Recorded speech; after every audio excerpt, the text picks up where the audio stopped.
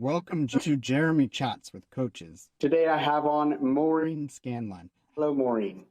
So Yay! before we begin, can I just have you, Maureen, tell us a little bit about who Maureen is as a person and how you ended up in the world of coaching?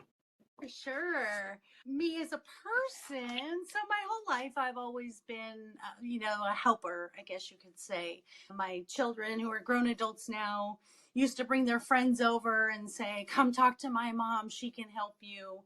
And my history of trauma and abusive relationships really led me to where I am now as a coach, to be the voice my younger self needed, because this wasn't a prevalent thing when, I was going through this back in the 90s. And so really one day someone had called me and said, hey, have you ever heard of life coaching? Because I think you'd be amazing for this. And so I went online and I got my certification, and it just took off from there. I was in corporate world and decided I needed to go with this new path 100%. And I started that 7 years ago, and it has just been so fulfilling. And I'm so passionate about it because I think the thing I love about life coaching the most is it's a freedom that you get to choose yourself. And there's so many innovative ways that you can get help now. So there's no longer you're stuck in this therapy or counseling arena, but now you have coaches with all these different niches and goals to help you in whatever way we can. Yeah, that's fantastic. Have you had the 7-year itch yet? The 7 year no, well, I mean, I itch all the time for more. And so in addition to the coaching, it's sort of branched off into, my own podcast where people tell their stories of triumph and those fun things. And then I wasn't aspiring to do this, but these books came into play. And so I wrote some books, and it's been such a fun journey. And really the turning point for me was just believing in myself. And I find with my clients that I think that's the biggest hurdle, is not knowing or believing what you're capable of or how amazing you are. And I think that's what coaching does. We really focus on that positive path for you. Yeah, I do too. I obviously have a coach of my own, and I always feel like she's just my number one cheerleader. And I guess it works with sports as well, that your coach should be your number one cheerleader. Yeah. The other thought has escaped me. But so I'll just ask you then, if that's how you got into coaching, I assume your clients are similar to you, but just 10, 15, 20 years earlier. Oh, I know what I was going to say. It sounds like you have been a life coach. When that friend asked you, have you heard of life coaching? And you hadn't really heard of it yet. It was already what you were. You just weren't getting paid for it. That's what my daughter says. She says my mom's been my life coach my entire life. And I saw her testimonial. It's fantastic. I think that's the beauty of it. If you find that thing that you love so much you would do it for free, then you're in what they call the Japanese philosophy of ikigai, where it's where your knowledge base is, it's where you're passionate, and it's also where you can, get abundance and make a living from that. And please don't keep doing it for free, because if you do it for free, you're not going to have enough time to do it for all the people you need to be doing it for. I definitely do not do it for free now. It's not you. I'm talking to anybody else out there who is already a life coach. They didn't even know it, and they haven't been charging for it. So who are your clients? Tell me a little bit about the avatar, the type of person that is attracted to you and your coaching. Sure. It's an interesting thing. When you do go into life coaching, people will really tell you need to hone in on something, and you need to just, focus on if you want to do women or if you want to do men or business. And I never really let myself go in that box. And so I have coached literally from 18 years old to 75. And my ideal clients are those, It's interesting. I was thinking when I was going to come on here and talk to you, I thought of what's a good analogy, because I'm a really visual person, and I like to give people sort of a picture with my words. So if you'll indulge me here, think about our journey, our life journey, as a drive. And on this drive, there's U-turns, there's stop signs, there's yields, there's, be careful you're going off the cliff kind of thing. And so as a life coach, we are not the drivers. Our clients, people who really need help, are the drivers. And I always feel like I'm a passenger in your car, helping you navigate. So I'll help you avoid potholes, or help you with a flat tire, if you break down, or, help you find the scenic route. So that's my picture in words. And for me, what I learned most about every single client from 18 to 75 was the lack of knowing how amazing they are. And some of these clients never were told, do you know how amazing you are? I'll say this when they call. I'll say, do you know how amazing that is, that you took a step, you took action, you picked up the phone, you called me? And they're like, what? That's kind of a small thing. But I think our jobs as coaches is to show you your accolades, your achievements, your amazingness, your abilities.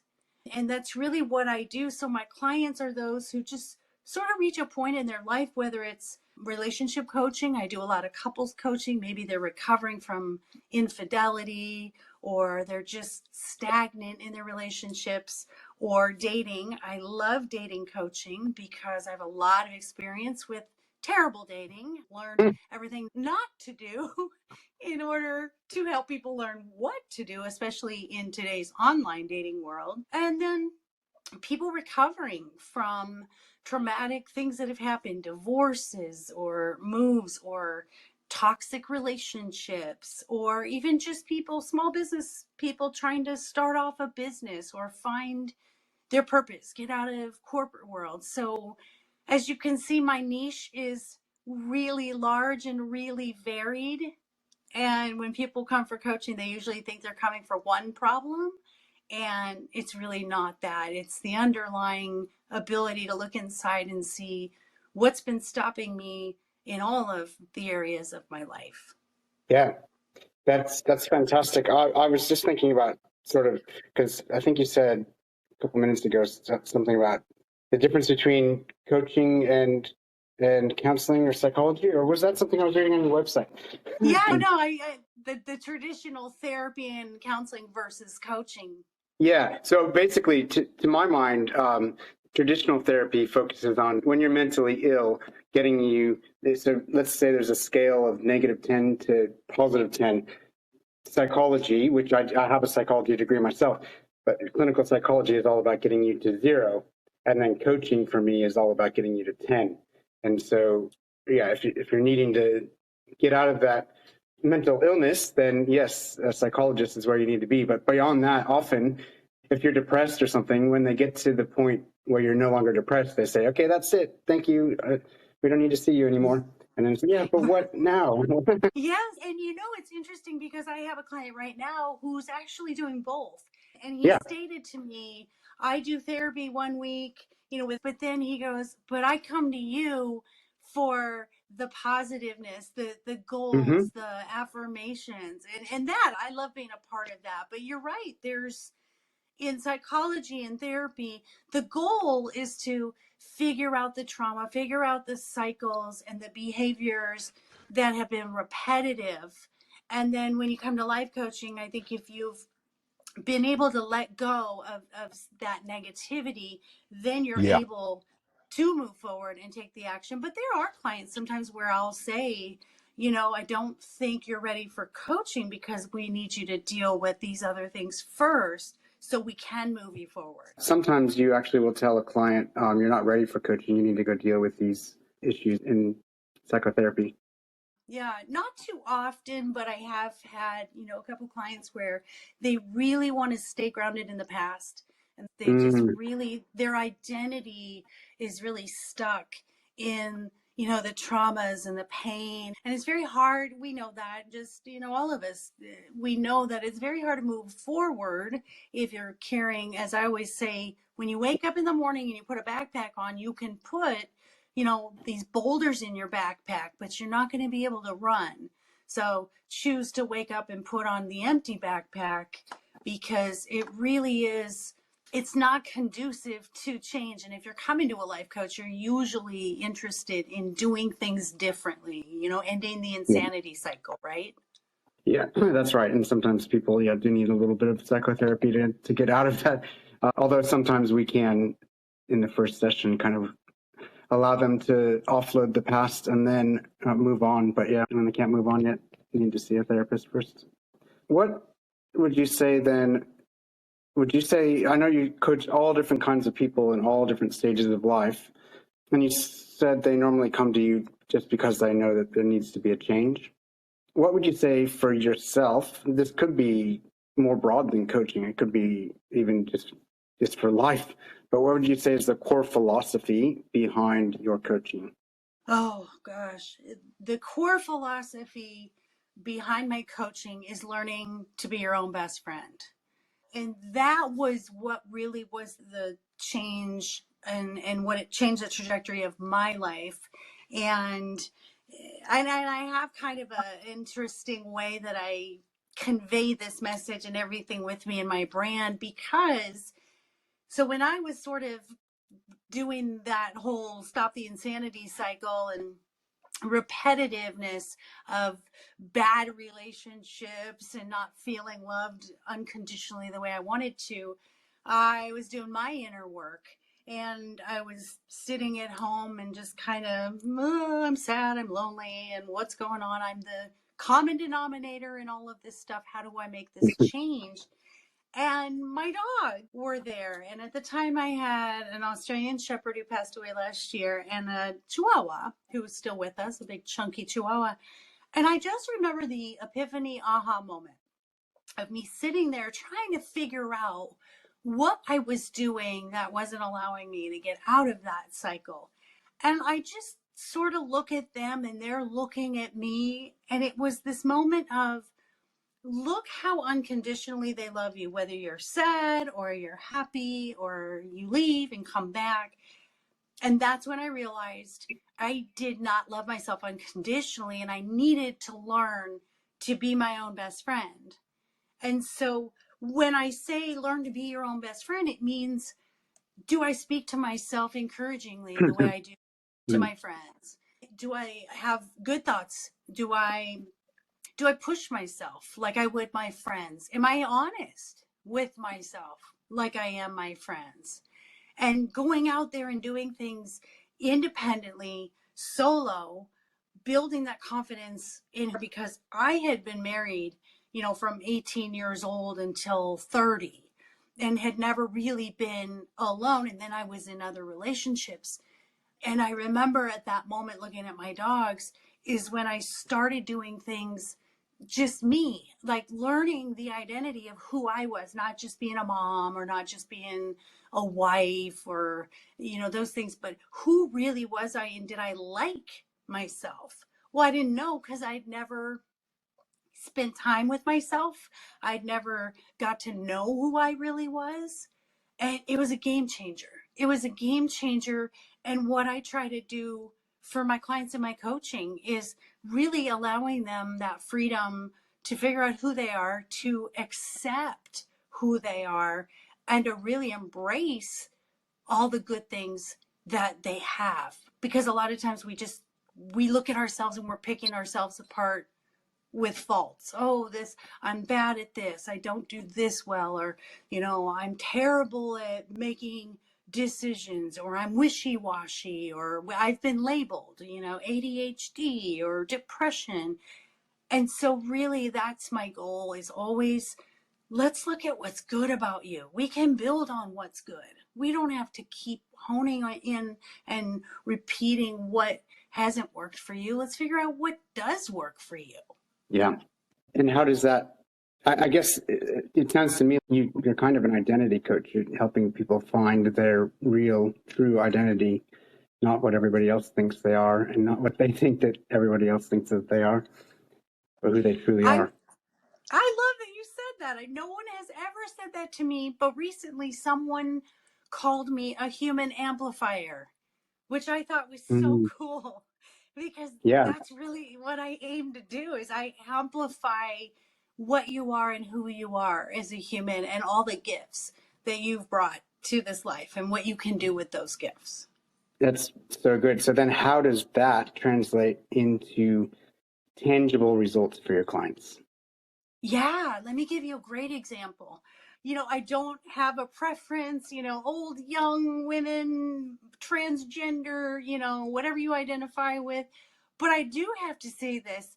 I find that my male clients that come because it takes you guys a while to get there and to ask for help. But when you do, boy, I do see more of an escalated speed of willingness to do the work. And so a good example of this is one of my clients, a male client. And when he came, he was really just in a bad place in his life where he was going through a divorce. He was having panic attacks. They were having custody struggle. The job he was at was not what he wanted to do. He had lost his position in law enforcement, and so that was his identity and pride. And so as we started working together doing exactly what I was saying, I showed him, I was like, you're really good at law enforcement. First of all, you have knowledge that most people don't have. We can work with that. We can find a way. What kind of freedom do you want? You want to be a better father while you're going through, your divorce and custody. What if we freed up some hours for you? What if we built your financial situation better? And so as we worked together, his confidence grew, his love for himself grew, and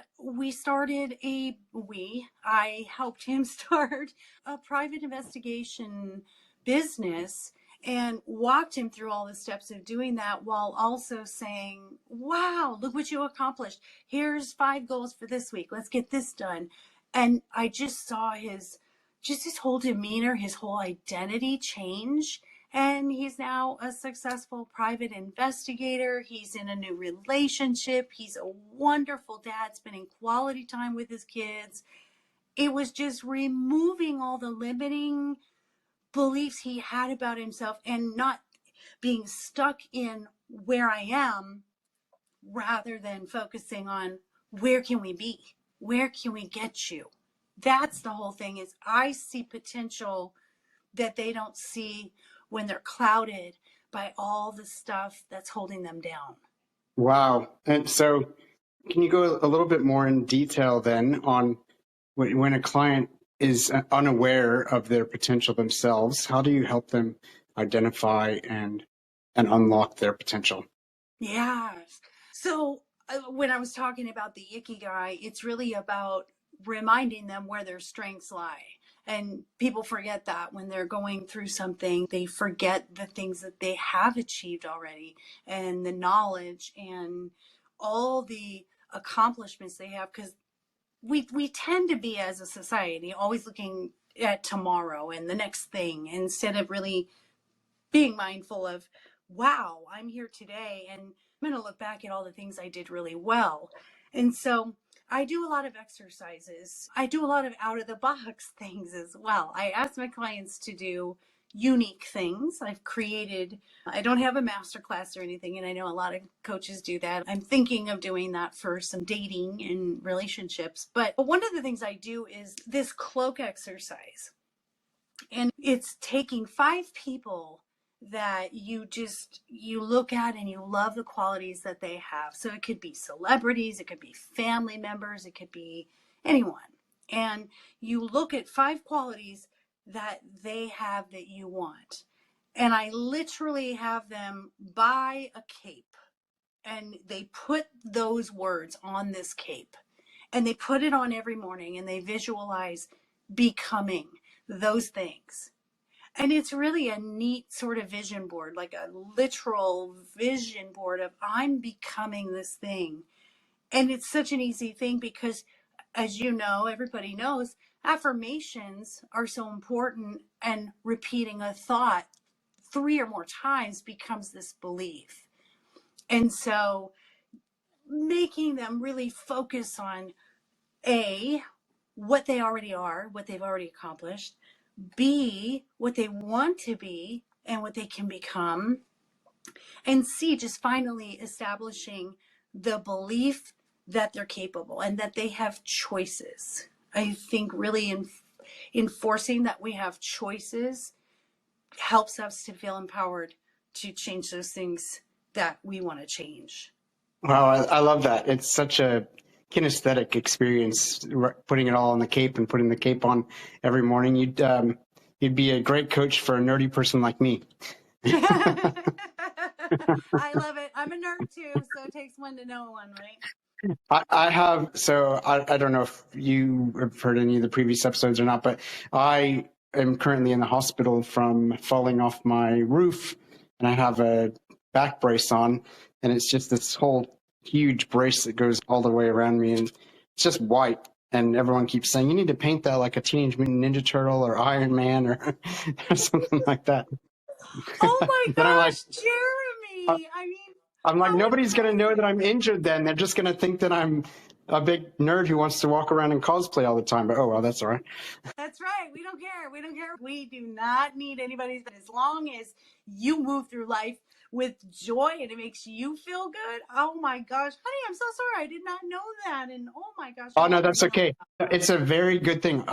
First of all, I'm alive, which a lot of people that fall from that height are not.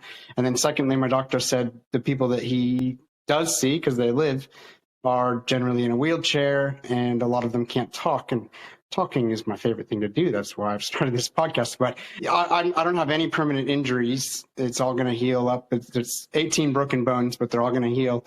Didn't have to get surgery or anything. And it's pushed me into starting this podcast, which I've been thinking about and considering and pondering for years. And I've finally done it. So it's all good. Oh my, you are right there. You are a shining example of, even when things seem bleak or you think, oh gosh, this is the worst case scenario, I'm in a hospital with a full body cast, look at you shine. See, I'm doing my coaching thing automatically. I You can't are. help So it. I know, I'm but that's doing my fantastic. You're giving an example to everyone. If you need a cheerleader like this, then Maureen will be in your corner. I didn't get to, when I listen to you or I listen to people that come on the podcast and talk about things like this, where your ability, this is where we forget to believe in ourselves. Your ability to not sit and feel bad for yourself or boohoo or say, when I'm healed, when I'm out of the hospital, when, the someday mentality, and there's no someday in the days of the week. It's incredible. I'm amplifying you because I just am in awe when I see that resilience, when I see taking those moments. And that's what we do, is you take those moments in your life, and instead of saying, why me? Why did this happen? Jeremy, a shining example of, hey, some people lost their life. Some people will never walk again. Some people cannot talk. It's you saying, this happened for me. How did this happen for me? Maybe I wouldn't have started my podcast, and now I did. And that's really that frame of mind. I love to help people say, what is this teaching me? What is this experience giving me?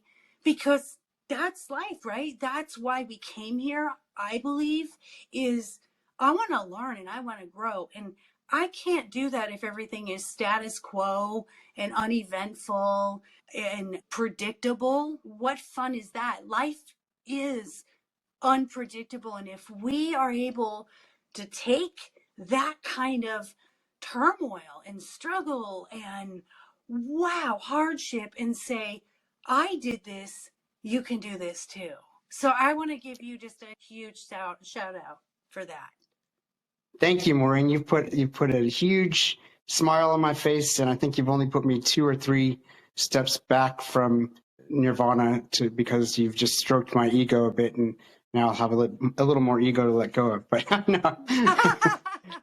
No, it's not ego. You see, that's funny that you say that, because isn't that what we automatically do? We go, I don't want to brag about something, or that's my ego. This is the difference between what we've been taught and what we should really think about ourselves. You're your own best friend. And you said, no, I believe in my Yeah. best friend, and I'm going to heal, and I'm going to start this podcast, and I'm worth it. It's not selfish to Thank you, Maureen. myself. I love that best friend thing. That's what I do mindfulness coaching. And when we talk about self-compassion, and we talk about if your best friend was in the same situation that you're in right now, would you be saying, you're such a loser? Why are you so lazy? What's wrong with you? Why can't you just pull yourself out of it? Or would you be compassionate to them?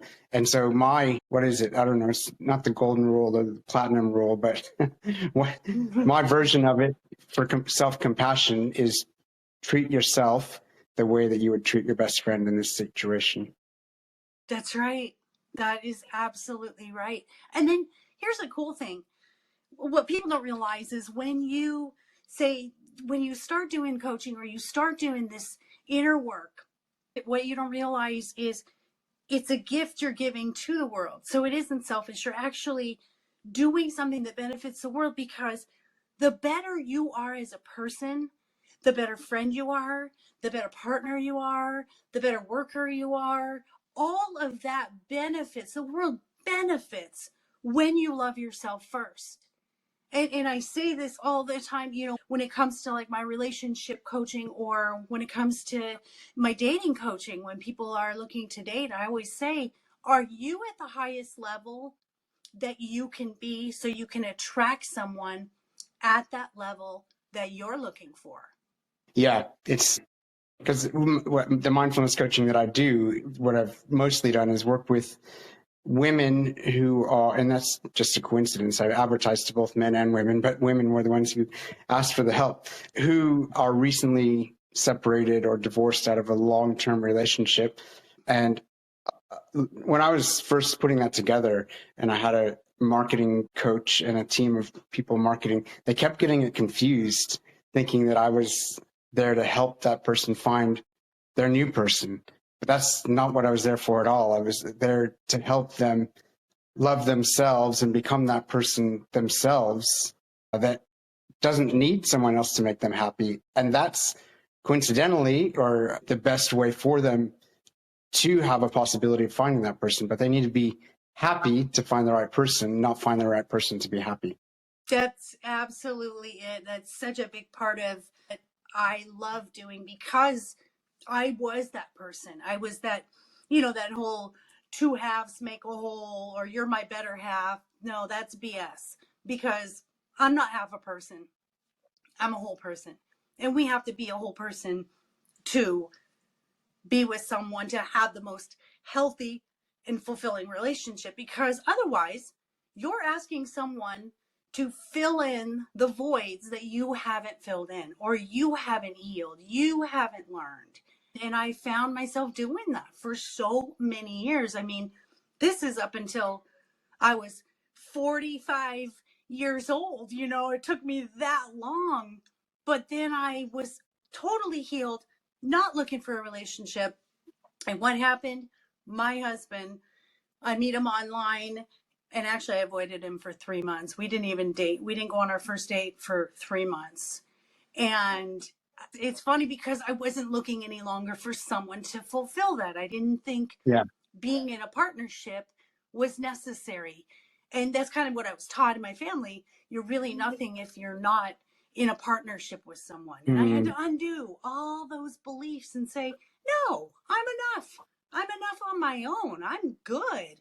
And what do? I end up attracting someone who's just as whole as I am. And the relationship that we have is, just out of this world. He's the best human ever. And one of the things I talk about, Jeremy, that's really important when people are in a relationship or dating, because we're so caught up in this love word, right? love is an action. We think if I find a person, I get this thing, this tangible love thing in my hand, and that's not it. And I always say, We get love, oxytocin for a few months, but it doesn't stay spiked for the rest of your life. and I always say, love is the last thing on the list of requirements you should be looking for. And I have a fun little word that I use. And in your relationship, you need to have truspecty. And for me, that's Whoa. what was missing in every Eh, relationship. So, Wait, say that again, please. yes, truspecty. All right, now Truspecty. let's hear what that means. Sure. You need to have ultimate trust with one another. You need to respect that person, and most of all, respect yourself, meaning you're not going to change or mold yourself or give up who you are, your beliefs, anything about you to be in that relationship. And then the E is honesty. You have to Mm, have this freedom to be super transparent and honest, good, bad, or indifferent. This isn't, we're not doing a fake it till we make it and becoming something people want us to be. And I know because I did that, I put on this mask of what do they want me to be, for me to mm, be loved. How do I have to behave for them to love me? And so I'm chasing this conditional love based on, if I'm meeting their conditions, I will be loved. And flipping that to truspecty was mm. the ultimate. I loved myself unconditionally, and I would accept nothing less from the person that I wanted to grow old with or partner with. Yeah, so good. With your clients, I know that, again, you see a wide variety of different things they're working on, but do you see some common challenges that come up amongst most of your clients? You know what? I mean, obviously, people's stuff is as varied as the people themselves, but I do think it's the resistance or the inability to think we have choices. I think that's really the most common thing, is the feeling of being stuck on this hamster wheel of, I want this thing, Maureen, but I can't get off this hamster wheel. And when you don't believe you have choices, you don't take actions to get off that hamster wheel. I think that's really the most common thing. And without going too much into therapy, like you and I were talking about, we do have to uncover, where do your beliefs come from? Where do your Mm, triggers come from? Why do you behave this way? What made you start behaving this way? Because we do have to understand where it came from. So in my case, I grew up in a very codependent household. And I saw the behavior examples where conditionally you have to do the things I want you to do for you to be loved. And so I yeah. took that out into the world as an adult, jumped into a relationship 18, got married at 19, and I carried that throughout my life until I finally realized, wait a minute, just because it was instilled in me, or I viewed it, or I experienced it, doesn't mean it's true, right? That's the big thing. Don't believe that it's true. When you can see the truth of, I don't have to stay in this thing that I've been told or shown. I'm allowed to get out of that belief. That's interesting because that's actually the very first thing that my coach had me do years ago when we first got together was write "I'm allowed" on a big sign that I had to put by my door so I would see it at least once a day when I was leaving the house. Because for 18 years of our lives, we're taught that we have to ask permission to do anything, to take out the car, to, I don't know, to have a snack, in school, to go to the toilet. Yeah, we're trained that we have to ask permission to do anything, but then as adults, we have to unlearn that and find that we're allowed to be free to be who we really are. Yeah. And also, if you're in sort of toxic families, that's the biggest challenge I think in coaching is, when I'm working with a client, it's telling them that it's not your job to change the people around you, but when you change and you set boundaries and you set what is allowable and acceptable, they have no choice but to change. But a lot of us are like, well, if they wouldn't do that, I wouldn't react like that. Or if they weren't mistreating me or speaking to me that way, then I wouldn't do the things that I do. And it's the opposite.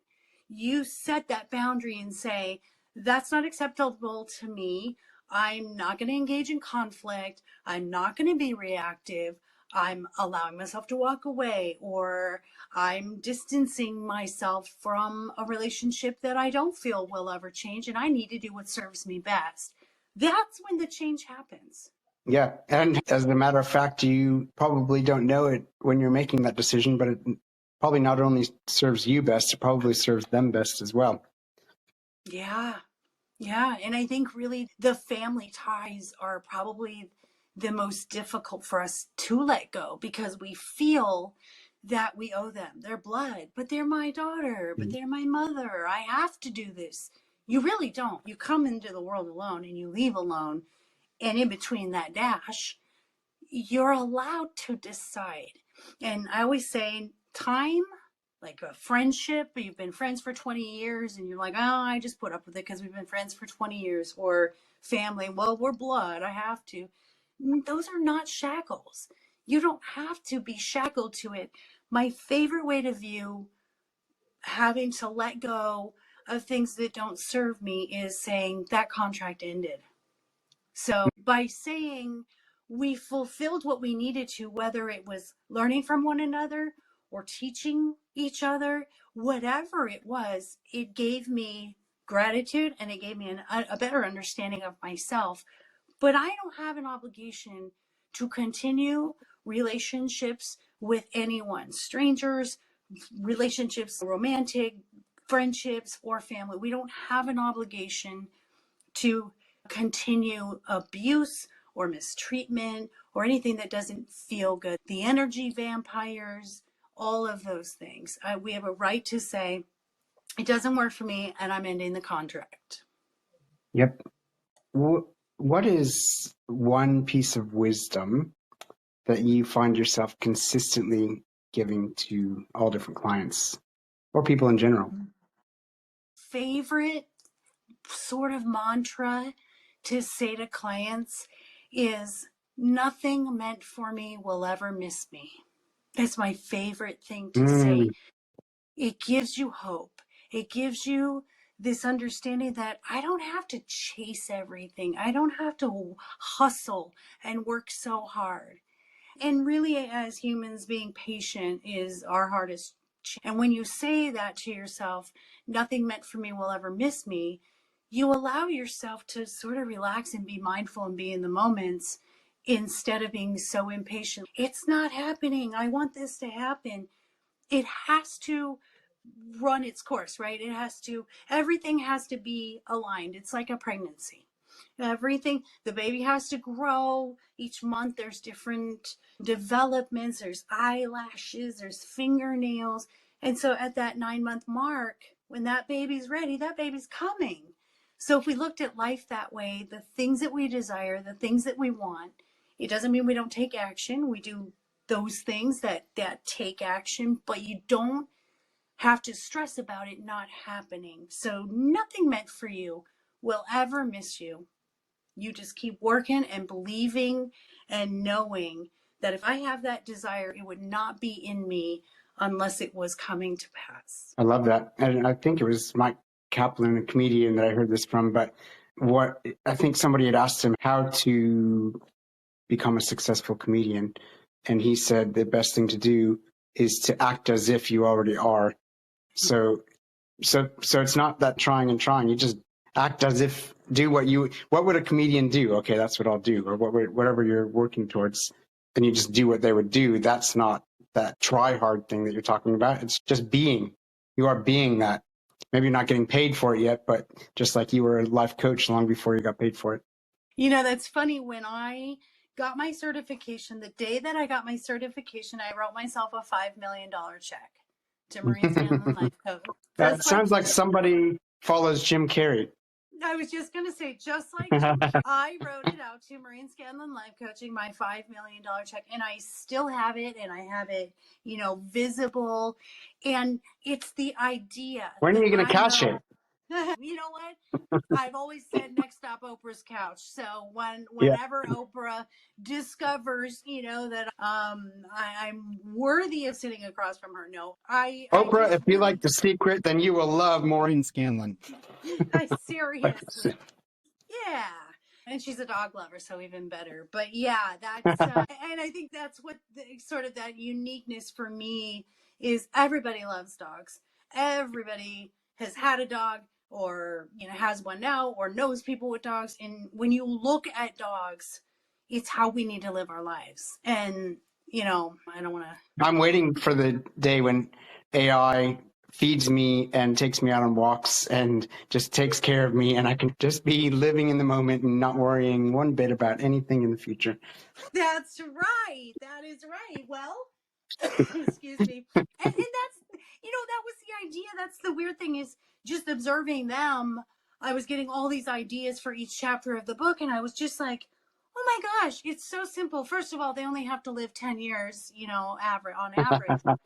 They don't have to give 70 years to trying to improve themselves. I'm glad I lived longer than 10 years. I've got a few things out of life since then. Well, that's just it. There's nothing for them to improve on. I mean, they're just so easygoing and spontaneous and play and nap and do what feels best for them. We need to take a page from their book. Yeah, absolutely. So just two last questions here, Maureen, and they're really just to make sure we haven't missed anything. So if the answer is no to either or both of them, that's fine. But if you have something, that's great too. So first question, is there anything that we started talking about that you didn't get to say as much as you wanted because we headed off in a different direction? Oh, no, I love the conversation, and I love all the varied ways that we explained, how we can help people with life coaching. So I'm completely happy with all the subjects we touched on. Great. And lastly, because I'm only just getting to know you, is there anything about you, your philosophy, your work, or your life in general that we didn't even bring up, that would be a glaring omission in a survey of who is Maureen Scanlon? Well, a little fun fact. So, I'm not a fan of labels, but I mean, there are diagnoses in the DSM guide, based on traits that we have. Thousands. So I was diagnosed with adult ADD, and I recently discovered that I'm on the spectrum. Yay! Right? Maybe that's where I'm ADHD. I'm so close. Sometimes I think maybe I'm ASD because all of my friends are, and all the people that I feel communicate in the most logical and sensical way, are on the spectrum. So. And the European version, the ICD, they're apparently thinking of putting ADHD and autism into making them one diagnosis because they're such similar brain causes. They are. They really are. And today is National Autism Day. So Happy National Autism Day, although it's going to actually be published in a couple of days from now. But the day that we recorded this, happy National Autism Day. Yeah, Autism Awareness Day. And you know what? For me, I've always been attracted to the outliers and people who have quirks and unusual qualities, because I think we've all been kind of trained that we're supposed to be in the norm or be normal. And I don't like normal. I want to get normal, so I'm I can see why now, now that I understand, my spectrum brain, I like uniqueness. I like funness. Yes. I like things that make us stand out. That's what makes us human, is being extra shiny and being special and unique. So I love my dogs. I said this on a recent episode, but I'm going to say it again. Why do you keep trying to fit in when you were born to stand out? Ow! That's a quote of somebody. It's not original, but yeah, I love that one. I do too. I don't want to be like everybody else. Neither do you, because you can't be. You can never. There's only one you. What's that? That's right. Now, the reason for this podcast is, there's two main reasons. One is so that anybody can tune in and listen to all different kinds of coaches that do all kinds of different coaching with all kinds of different people and glean something or a few things from every episode. But the second reason is for people to meet coaches and hear a natural conversation with a coach to see if they feel like you're someone that they would click with. So if someone is thinking, I need Maureen Scanlon as my cheerleader in my life, how do they find you? Sure. And I make it really easy because with ADHD, we need easy, right? We need a one-stop shop. I am at lifecoachmaureen.com. It has all of my information. You can even schedule a session. You can contact me if you have questions. And I do give a free 30-minute discovery phone call to see if we do fit. And you're right, we have to have a mutual compatibility. I would never want to coach someone that didn't feel we were compatible and vice versa. So Life Coach Maureen, really easy. Fantastic. And you can find all my links at jeremywest.net, including the link to every full episode of this podcast, and including any affiliate brands that I have a relationship with. So if you buy stuff off that page, then it does benefit me and the podcast. Thank you, Maureen, for your time. And everyone, have a fantastic day. We'll see you next time. Thank you. Bye, everyone.